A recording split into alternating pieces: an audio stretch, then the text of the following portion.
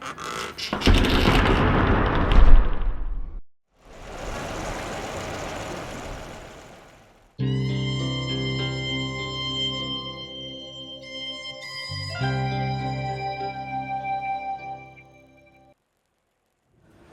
everyone, and a very good afternoon to you all. Thank you so much for coming and joining me to mark and celebrate what would have been my late uncle Max Clendinning's centenary year.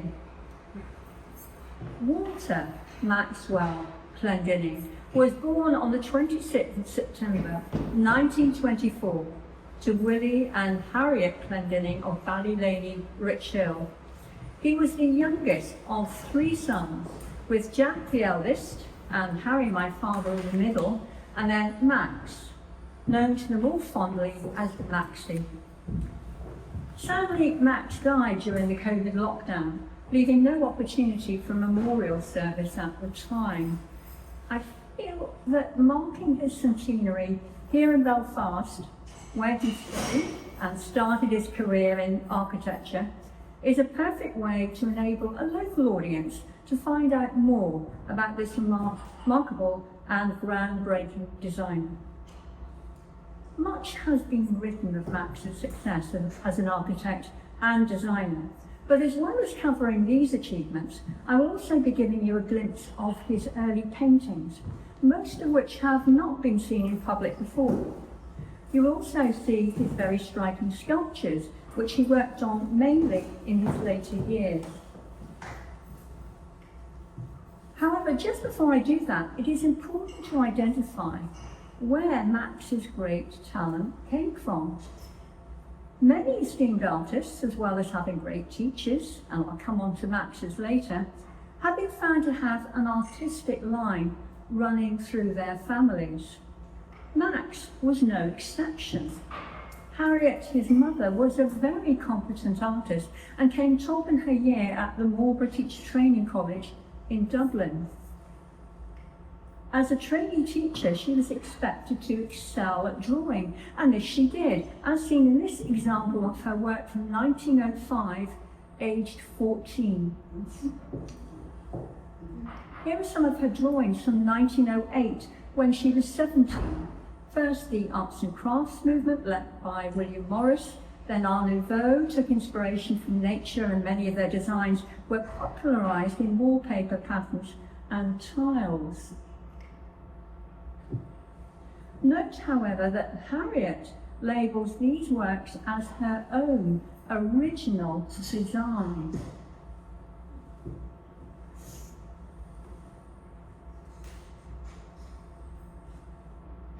As well as her artistic capabilities, Harriet's strong work ethic and drive were undoubtedly a positive influence on her son.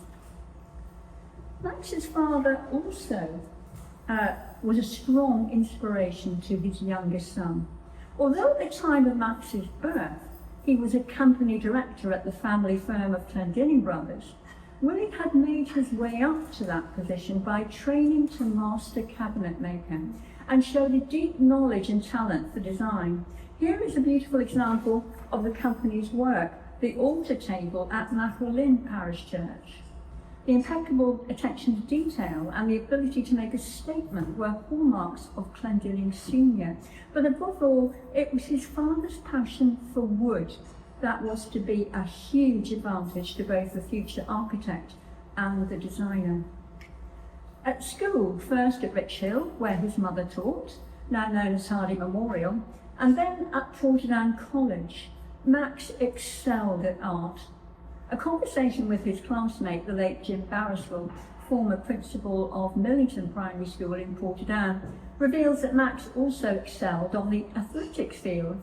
He and Jim would take turns at either first or second in the sports medals. But let's get back to the art. It was by a particular stroke of luck that whilst at Portadown College, Max was taught by not just one, but two superb teachers who were to have a hugely beneficial effect on Max's future career. Crawford Mitchell had won a scholarship to Belfast College of Art and subsequently gained a Belfast Corporation scholarship at the Royal College of Art. Like Max, he has examples of his work in the Victoria and Albert Museum. An early woodcut by Max clearly shows his teacher's influence. Mitchell's cousin George McCann, also a graduate of the RCA, taught too at Portadown College and the Belfast School of Art. As a pupil of Henry Moore, McCann was very avant-garde and quite radical in his designs. His approach was an inspiration to Max. George, known to his family and friends as Galway, and Mercy Hunter, his wife, became very good friends of Max, with Max corresponding with Mercy up until her death. A watercolour by Mercy hangs over Max's bed in his room in London. This striking sculpture of Mercy by McCann is in Armagh County Museum. One other person Max greatly acknowledged for encouraging his early career was Dr. Douglas Hemingway, the village doctor of Richhill. He was a good amateur painter who would holiday in the west of Ireland and paint there in watercolours. He and Max were both members of the Ulster Academy of Arts in Belfast, and each year the doctor and his wife would take Max to the exhibition.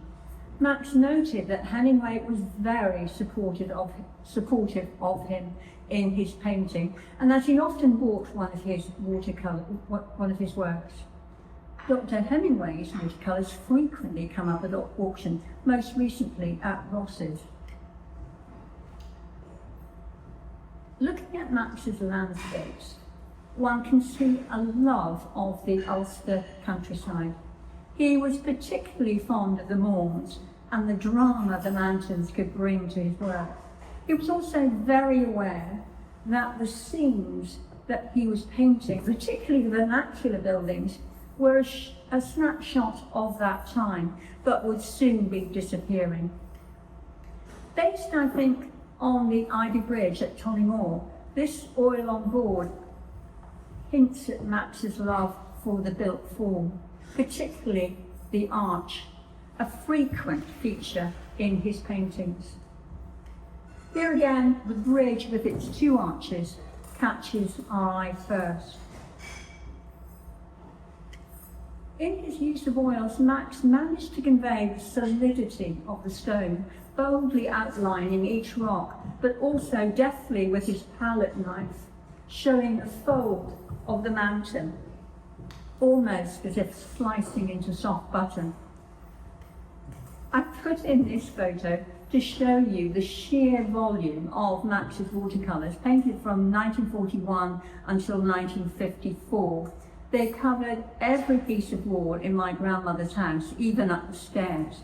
Conversely, not one of his watercolours was ever on display in his home in London. He seemed to compartmentalise them as firmly part of his earlier life in Ulster.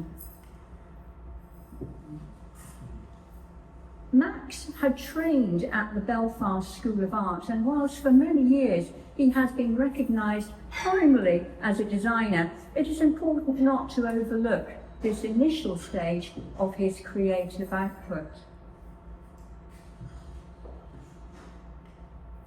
His subject matter, drawing upon the simple traditional buildings he saw in the countryside, as well as an eye for building techniques, were to influence his later work, particularly his use of natural materials, especially stone. The arch,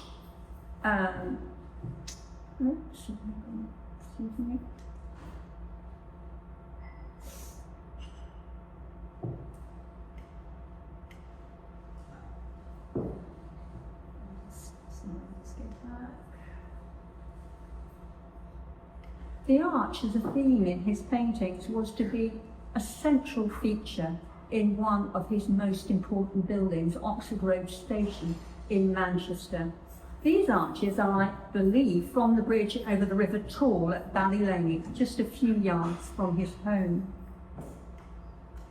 In this harbour scene, Max brings a bright colour palette reminiscent of Ralphie and the Fauves, Again, we can see that Max is far more interested in the buildings.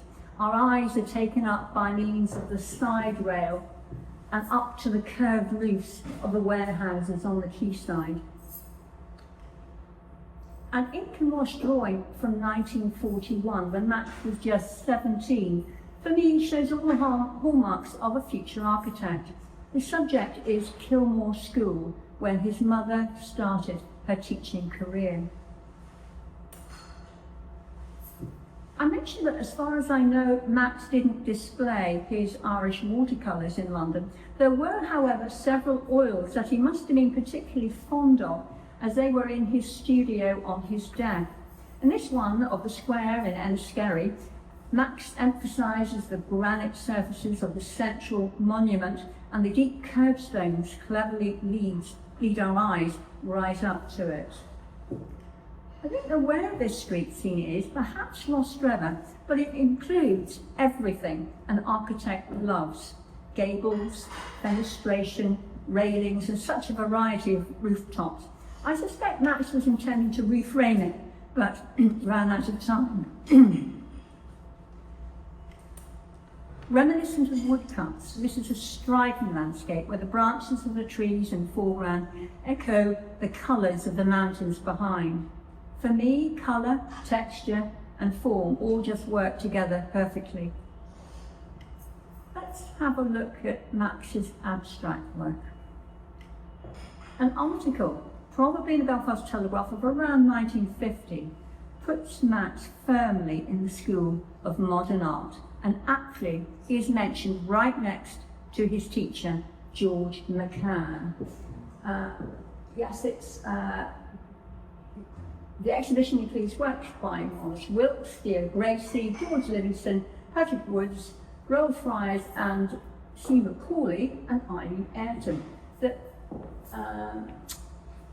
Sorry, I've missed it. It's further up. The modern school is represented in the paintings of Max and Gladys McCabe, Max Clendinning, and George McCann. So firmly in the modernist school and recognised as such. Picasso-like in influence, Max plays with the triangular form, even the spaces edging the head itself. Pared down in form, features on the face are reduced to 3 lines and an oval, rather like a Japanese calligraphy character. Here, the black hair becomes a decorative feature and study in shape. Now the human form is itself a series of triangles. Approaching the years of Max's white-on-white interior phase, this grey-on-grey study mixes texture and pattern.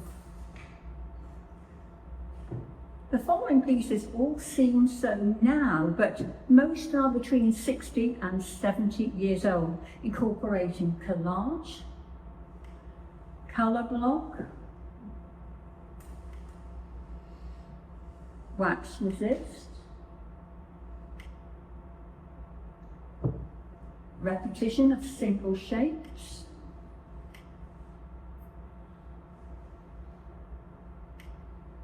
here, the irregular shape of the picture itself adds to the boldness of the mix of techniques. This piece of 1962 comprises several layers of cut paper with some areas torn to make a jagged outline, a very hot contrast to most of his other works, but a foretaste of the colour pop he would use a few years later in his interior design. This photo shows Max exhibiting paintings in both modern and more traditional styles.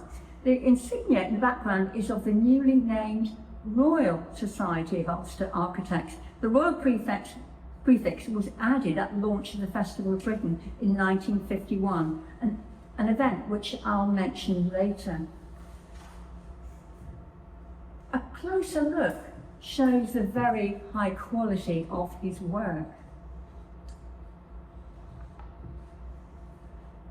This painting from that same exhibition shows on closer inspection a range of scraping techniques and cross-hatching and the sinuous forms of his early sculptures. Belfast did not have an architectural school at this time, but fortunately, Max and a group of other students did get to study architecture as part of their course. In an interview with Paul Hannam before the launch of Max's retrospective exhibition at the Ulster Museum in 2006, Max noted the following when asked of his strongest memories of Northern Ireland. My first is of my time at Belfast College of Art. When I went, there was no architectural course, but Professor Beaumont started a course for 6 of us, keen to study architecture. He taught and showed us the magic of works by Christopher Wren and many of the classical architects.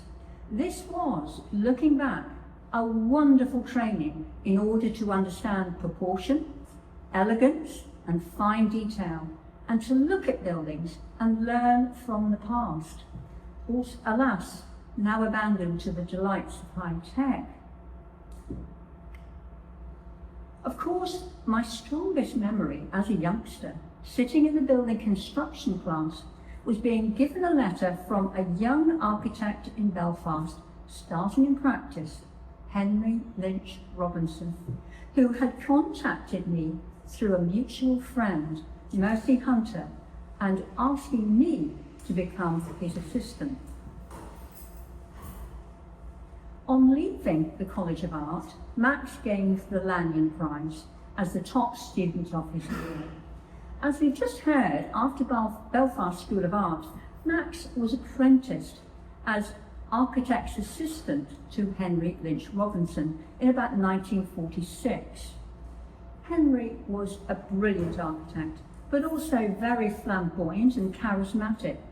Paul Larmour, in his recent book, Architects of Ulster, explains how he was also very versatile, designing stage sets for plays, operas and ballets in Dublin and Belfast, and lecturing on various subjects in the architectural course in the College of Art in the early 1950s.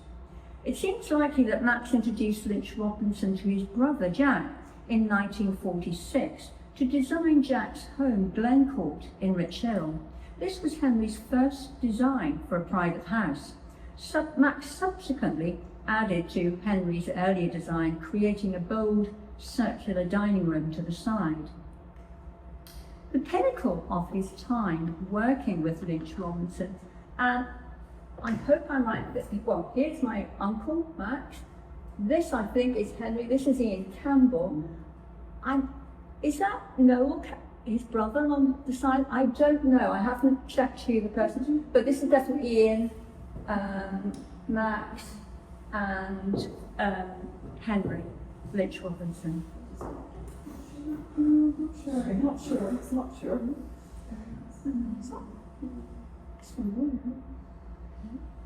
Now,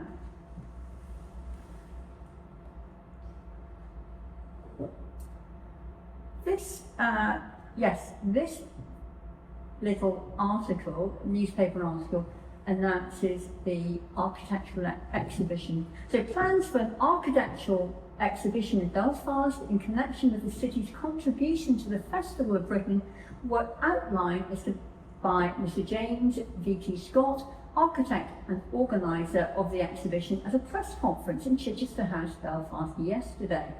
And it goes on at the bottom. Those responsible for designing the exhibition are Mr.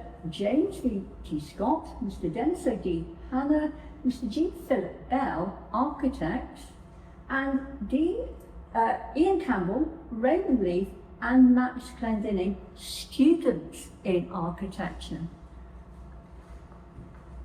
So note that those three were not yet qualified, but this was to be the real launch of their careers. Philip Bell, on the right of the photograph,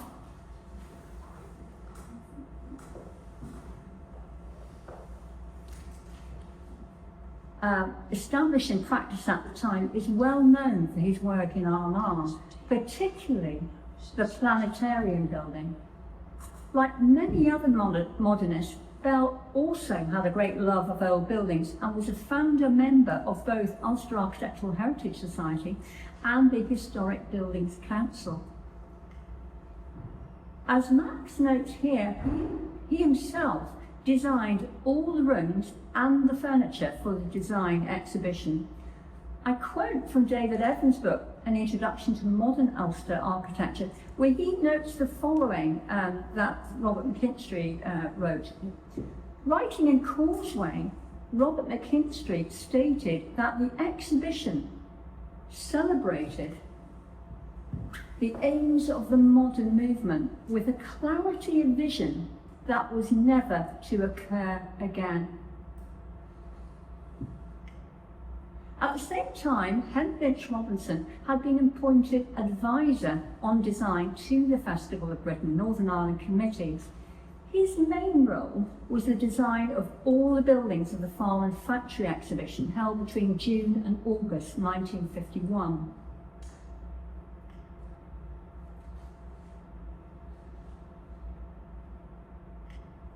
George McCann produced this picture to coincide with the opening of the Farm and Factory exhibition. It was given to Max, probably by Mercy, George's widow.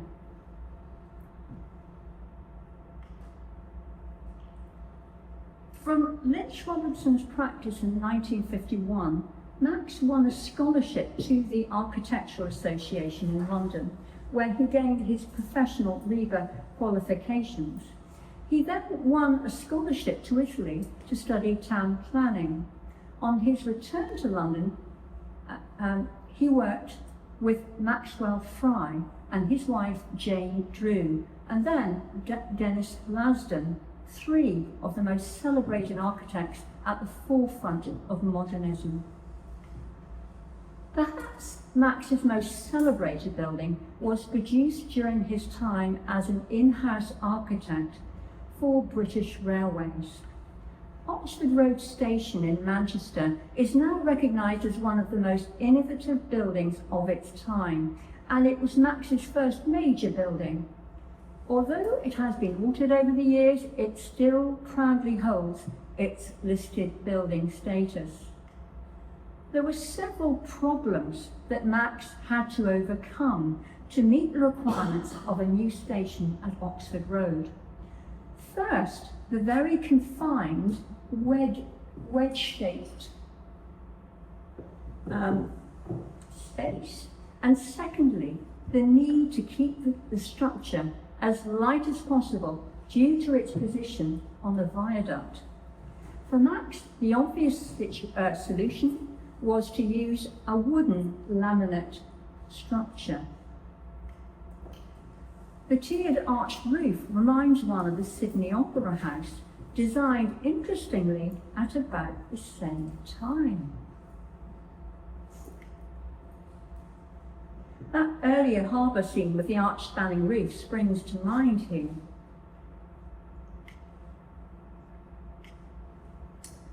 The model shows the tight squeeze of the site and the huge expanse of glass giving light to the interior. Here you see the frame under construction and the projecting platform shelters. Max designed all the interior features relying much on the use of wood. Max would have felt totally at home here, surrounded by sawdust and shavings, just like in the factory at Richhill. In notes for Brett Hannam's book on Richhill, Max wrote, "I was often in the factory when I was young. I loved the smell of wood."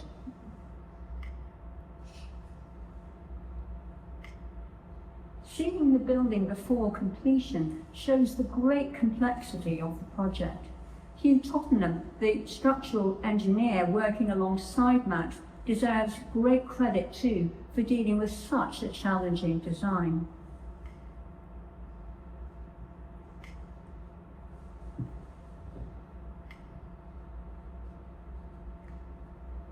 Max's next project was the design of Crawley Town Hall and Civic Centre. Max absolutely loved this building. He designed all the interior, including furniture and fittings. In fact, he gained many future interior commissions on the back of this work. I think Max drew upon his experience with Maxwell Fry and Jane Drew, pioneers of British modernism. They had worked closely with the great Le Corbusier, and their edginess and daring definitely resonated with Max. Consisting of two separate blocks housing the town hall on the far left and the civic centre on the right, with a link section in between, the building was clad in Portland stone, attached using a doweling technique developed specifically for this project. Note the vertical emphasis on the civic centre and the horizontal of the town hall. The relief panels on the side of the civic centre are particularly striking, a study of white on white like the abstract we saw earlier. This futuristic design for a corridor wall in the town hall is such an eye-catcher.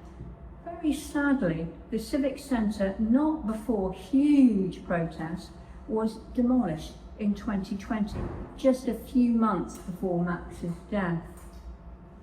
In tribute to the architect's earlier design,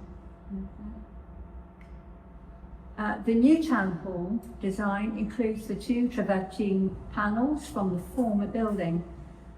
Reclaimed elements of Max's Portland stone panels adorn sections of the new. Also, much of Max's timber panelling from the old council chamber have been reused in the new one. Max's town hall, however, is still standing, but sadly the go-ahead has recently been given for its demolition so that new apartments can be built in its place. The building was, however, the backdrop for a very special occasion in September 2022.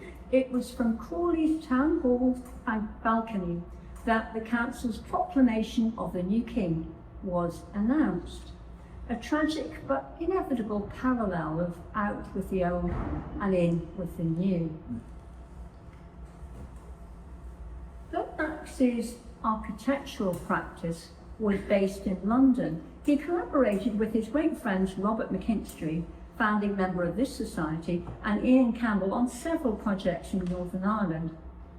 From the work of Paul Lama and before him Dave Evans, I've learnt so much of my uncle's work over here, of which I previously had no idea.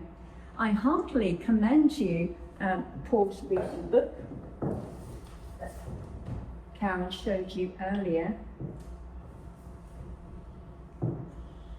Architects of Ulster, for its powerful reminder of the brilliant forward-looking architects that have made such an impact on Ulster architecture, but who also have influenced subsequent generations of architects and designers, both here and further afield.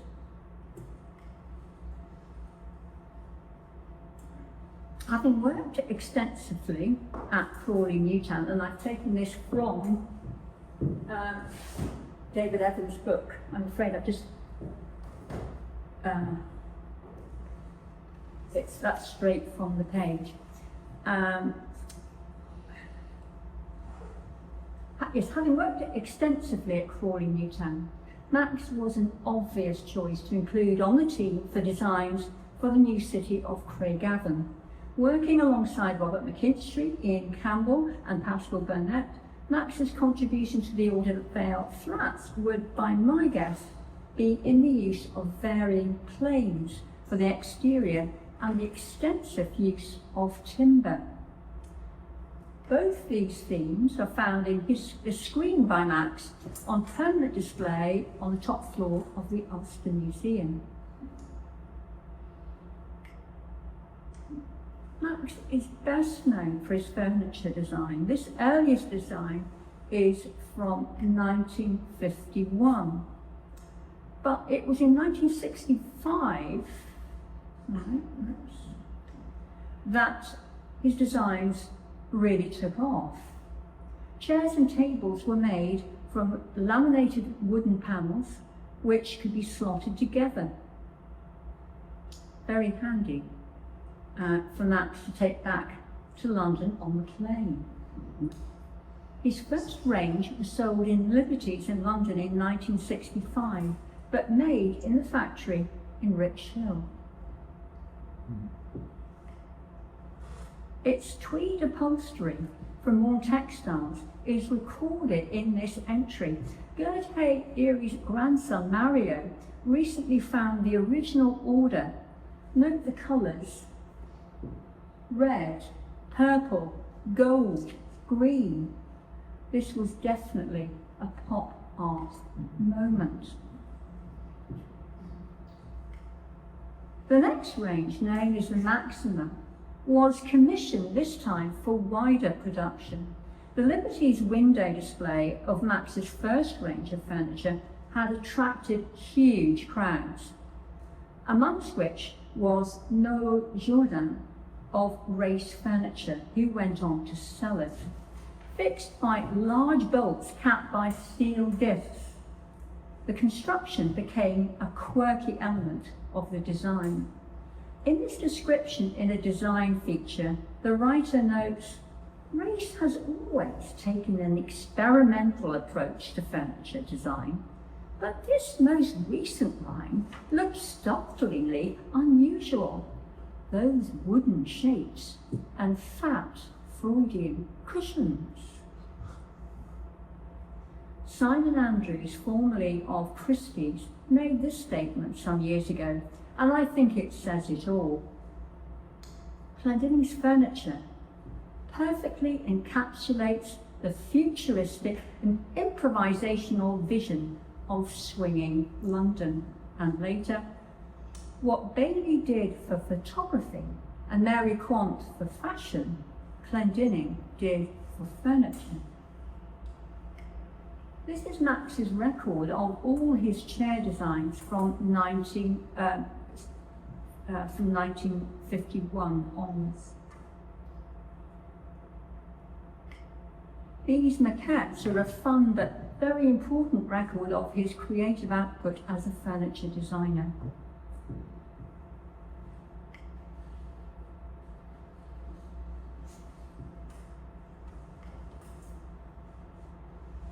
From 1966, following his extensive work at Crawley, Max developed his reputation as an interior designer. In his London homes, first in Orwin Road, and then in Liberia Road, Islington, which he shared with his partner, the theatre designer Ralph Adron, Max was the first to reintroduce the all-white interior palette popularised by Thierry Moore in the 1920s to a younger audience. His all-white room in Orwin Road is the sort of design comically parodied by Patsy in Absolutely Fabulous. At Ralph's funeral last year, I learned that Susan, Ralph's sister, sewed up for Max the massive floor cushion which he designed for flexible seating. Ralph's tulip lamp took equal place on the style podium.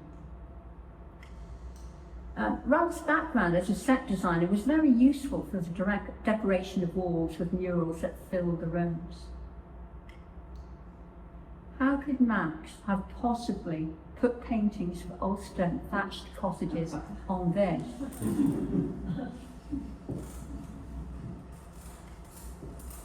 The loft in Liberia Road was converted as Max's studio space and opened onto a roofed terrace. Always practical, the cupboard at the back had a tap and coffee-making facilities, everything at hand. When working in Belfast during the late 60s and early 70s, Max used this tiny flat as his base. Note that Maxima furniture and that glorious Morn Textiles tweed.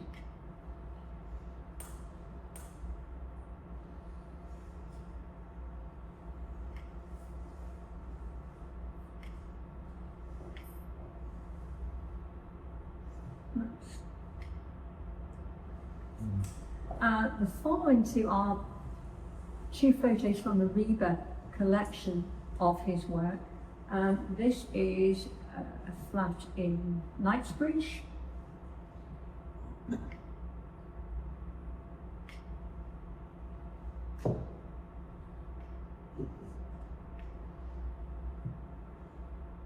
Sorry. I'll just go. Good. Oh yeah, and another, again, you notice that he loved those stepping zigzags. You notice that that's feature in the back there, reflected.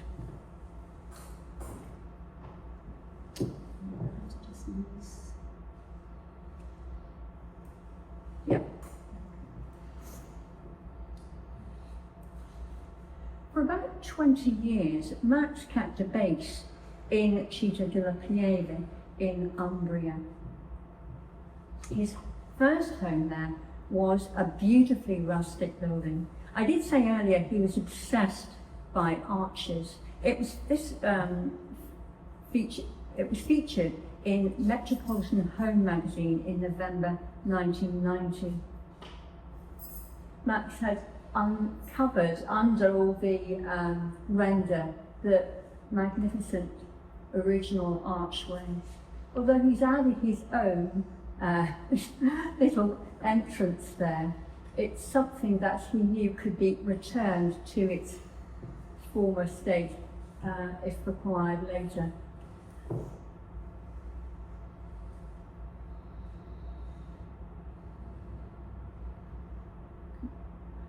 His next was an absolutely stunning apartment in an early 17th century palazzo, featured extensively in the World of Interiors in October 1996.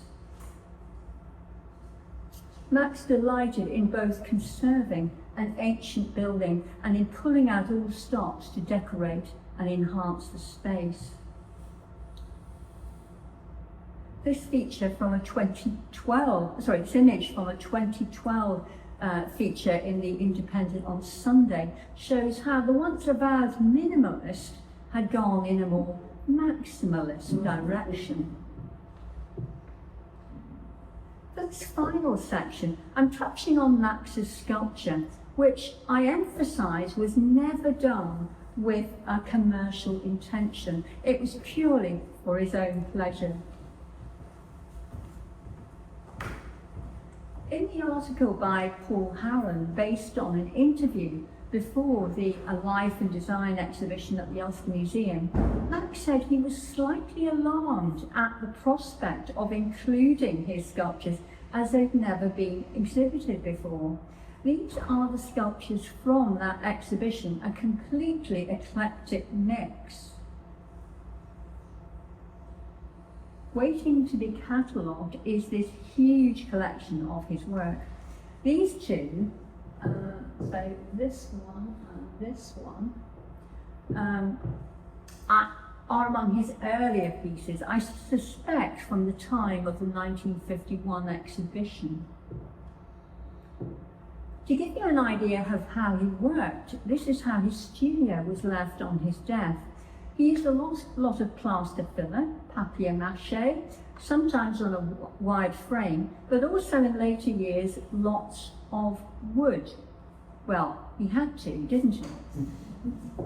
This piece, probably from his time at the College of Art or even earlier, is alongside names of those who inspired him.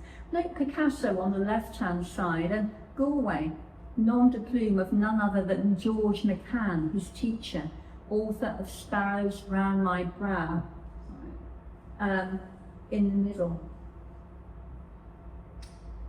This quite angelic piece was another earlier work.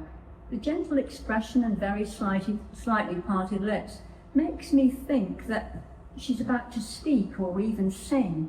Look at the wonderful plinth for such an obviously favourite piece. Like a whimsical winged beast, this piece takes its own stance next to the sublime Victorian figures on the corbels next to it. Plinths and niches were celebrated to maximise the drama of each work. This little group look like they're having a good old natter, though the one on the end is obviously distracted. The fractured faces make me wonder whether they refer to a rather nasty accident Max had as a teenager, riding his bicycle while inadvisedly hanging on to his older brother's fast car. The damage to his face and jaw as a result was quite extensive, though dear Dr. Hemingway did a very good job at stitching him back together again.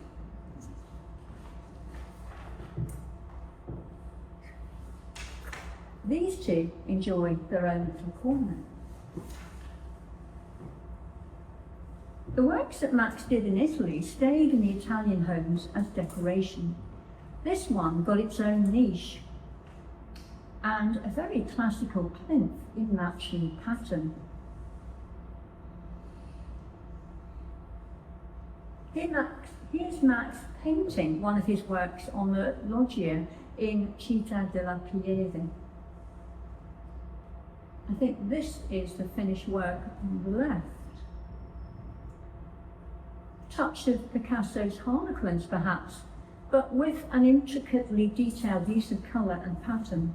Look at the eyelids and all the patchwork of design. It must have taken him ages. A serious look, a bit like Max's mother, checking that her son's work is done. Almost there, so I'm not going to make you look at all of the portraits Max did, but this is one of several sketches he did of me. Yes, use a little bit of imagination. And you will recognise a 21-year-old who had just graduated 3 days before. In a postcard from Max in October 2016, he noted at the end, "I am very busy, just finished a big sculpture which I hope to have cast in bronze. Love, Max." Though my younger daughter, an art historian, disagrees, I have a hunch that this final bronze by Max, done in 2016, may be based upon a younger version of himself. Whatever the answer, I hope that today you have found Max the artist, the architect, the designer, and the sculpture to be of maximum value. Thank you very much.